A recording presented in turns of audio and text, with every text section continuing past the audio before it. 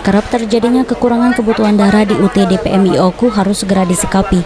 Sebagai bentuk nyata, pada Hari Korpri ke-50 yang dilaksanakan Pemda Oku, Dharma Wanita Persatuan Oku dan UTD PMI Oku menggelar aksi donor darah massal dengan sasaran ratusan ASN dan instansi yang ada di Kabupaten Oku. Tidak cukup sampai di sini, dalam waktu dekat Sekda akan menginstruksikan kepada OPD atau dinas di lingkungan Pemda Oku untuk membentuk grup ASN pendonor darah sehingga kebutuhan masyarakat yang membutuhkan darah bisa terpenuhi.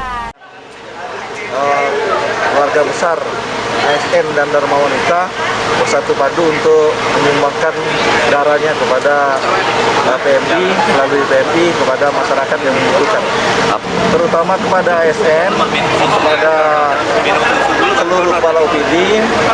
Untuk ke depan kita berusaha untuk membentuk semacam grup yang ada di OPD masing-masing, grup pendonor.